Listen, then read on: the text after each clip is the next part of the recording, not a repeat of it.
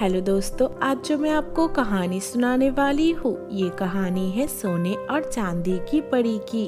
तो चलिए दोस्तों देखते हैं आज की कहानी।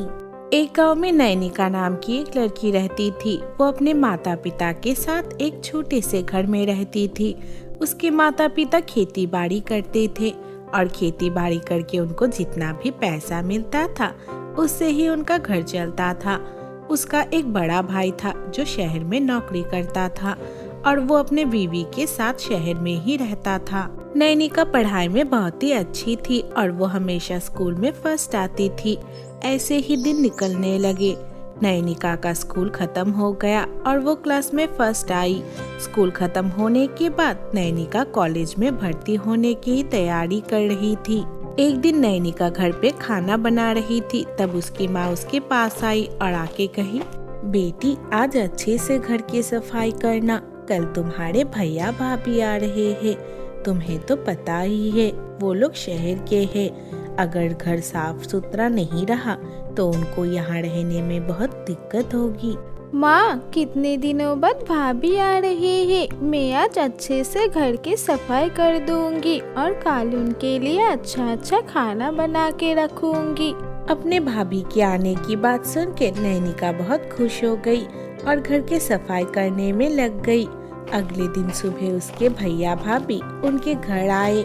घर आके वो लोग एक साथ बैठ के चाय पी रहे थे। तब नैनिका के भाभी नैनिका से कही, और नैनिका, तेरा स्कूल तो खत्म हो गया और मैंने सुना तूने बहुत अच्छा रिजल्ट किया।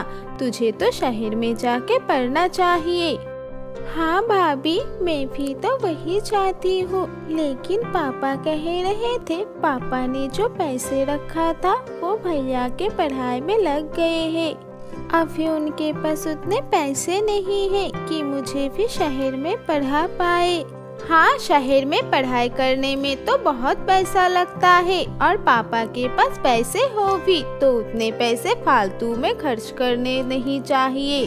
अपनी भाभी की बात सुन के नैनिका बहुत दुखी हो गई। तब नैनिका के भैया नैनिका और उसके पापा से कहे, पापा, अब नैनिका को मेरे साथ शहर में भेज दीजिए। वो पढ़ाई में इतनी अच्छी है। अगर वो मेरे घर पे रह के पढ़ाई करेगी तो देखना वो बहुत नाम कमाएगी बाद में।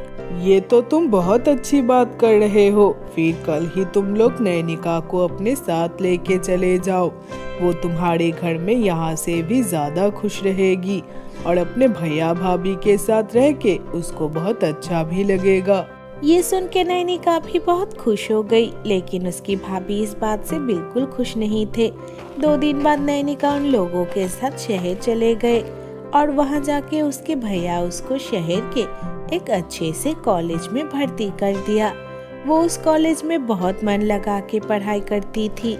एक दिन वो पढ़ाई कर रही थी, तब उसके भैया उसके पास आए और आके उसे कहे, नैनिका, तुम भी कॉलेज जा रही हो, इसलिए तुम्हें कुछ नए कपड़े चाहिए होगा। मैं एक काम करता हूँ, मैं तुम्हारे भाभी के पास कुछ पैसे रख के जाता हूँ। तुम उनके साथ जाके अपने लिए कपड़े खरीद के लाना।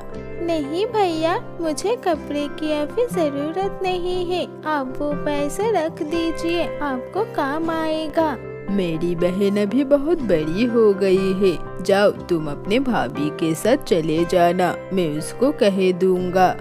ये कह के नैनिका के भाई वहाँ से चले गए। कुछ देर बाद उसकी भाभी उसके पास आई और आके नैनिका से कही, 2 दिन हुए नहीं तुझे आए हुए और अभी से अपने भाई को लूटने लग गई। इसलिए मैं तेरे भाई को मना कर रही थी। भाभी, मैंने भैया से कुछ भी नहीं मांगा। उन्होंने ही मुझे बोला आपके साथ कपड़े खरीदने जाने के लिए। ठीक है, चल तैयार हो जा, मैं तुझे लेके जाती हूँ कपड़े दिलाने के लिए। देखना क्या कपड़े दिलाती हूँ तुझे। अपनी भाभी की बात सुन के वो बहुत खुश हो गई और जल्दी से जाके तैयार होके आ गई। कुछ देर बाद वो लोग कपड़े खरीदने के लिए बाजार चले गए। उसकी भाभी उसको एक बाजार में लेके गई। वहाँ बहुत भीड़ था।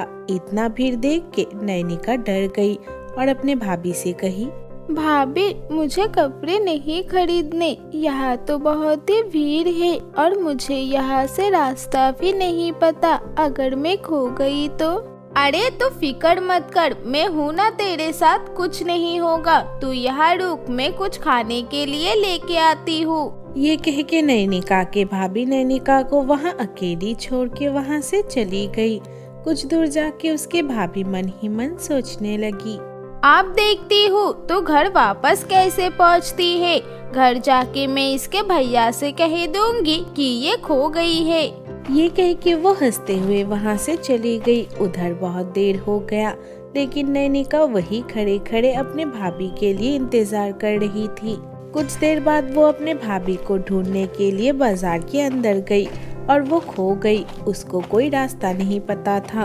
वो चलते चलते एक बाजार के पीछे एक गड्ढे के सामने पहुंच गई। हे भगवान, अब मैं कहाँ जाऊंगी? मुझे तो यहाँ का एक भी रास्ता नहीं पता। मैं अब क्या करूँगी? ये सोच के नैनिका रोने लगी। तब अचानक से उसके सामने दो परी आ गई। वो दोनों परी एक ही जैसे दिखने में थी, लेकिन उनमें से एक परी सुनहरी रंग की थी और दूसरी परी चांदी की तरह चमक रही थी। उन दोनों को देख के नैनिका डर गई। क्या हुआ? तुम हमसे डर क्यों रही हो? तुम डरो मत, हम किसी को भी नुकसान नहीं पहुंचाते। लेकिन आप लोग कौन हैं और यहाँ पे आप अचानक से कैसे आ गए? हम दोनों चांद की परियां हैं। मैं चांदनी परी हूँ और ये मेरी बहन सुनहरी परी है। हम लोगों को मदद करने की कोशिश करते हैं और वही हमारा काम है। जो लोग अच्छे हैं हम हमेशा उनकी मदद करते हैं। तुम मुझे बताओ, तुम यहाँ ऐसे रो क्यों रही हो? तब नैनिका ने उन दोनों को सब कुछ बताया। ये सुन के सुनहरी परी नैनिका से कही, मैं तुम्हें कुछ देती हूँ जिससे तुम्हारे सारे परेशानियाँ दूर हो जाएंगी। तुम्हारे भाभी ने तुम्हारे साथ गलत किया है, इसीलिए हम उसको भी सजा देंगे। लेकिन उससे पहले तुम ये रखो। ये कह के सुनहरी परी ने अपना हाथ आगे किया और उसके हाथ में एक सोने का छड़ी आ गया। तब सुनहरी परी ने वो छड़ी नैनिका को दे दिया और उससे कही, ये छड़ी मैं तुम्हें देती हूँ। इस छड़ी से तुम जो भी मांगोगी तुम्हें वही मिलेगा। अब तुम हम दोनों को अपने भाभी के पास लेके चलो। अब हम उसको उसकी किए की सजा देंगे। तब नैनिका उन दोनों परियों को लेके अपने घर चली गई। घर पहुंच के नैनिका पहले घर के अंदर गई। नैनिका को देख के उसकी भाभी घबरा गई और उससे कही, तू कैसे वापस आ गई? तुझे तो घर का रास्ता भी पता नहीं था। लेकिन अगर तुझे लग रही है मैं अभी तुझे कुछ नहीं करूँगी तो तू गलत समझ रही है। मैं अब तुझे जान से मार डालूंगी। ये कह के जैसे ही नैनिका के भाभी नैनिका को मारने आई, सुनहरी परी और चांदनी परी उसके भाभी के सामने आ गई। तुम लोग कौन हो और मेरे घर में क्या कर रही हो? निकल जाओ अभी इस घर से। बहुत परेशान किया है तूने इस बेचारी लड़की को। अब हम तुझे सजा देंगे। आज हम तेरे साथ ऐसा करेंगे कि तू कभी भी किसी के साथ बदतमीजी करने से पहले 100 बार सोचेगी।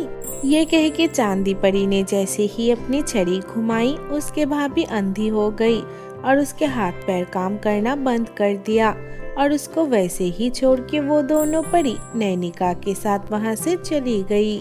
कुछ दिनों बाद उस छड़ी की मदद से नैनिका ने शहर में अपने लिए एक बड़ा सा घर बना लिया और अपने मम्मी पापा और भैया के साथ उस घर में रहने लगी।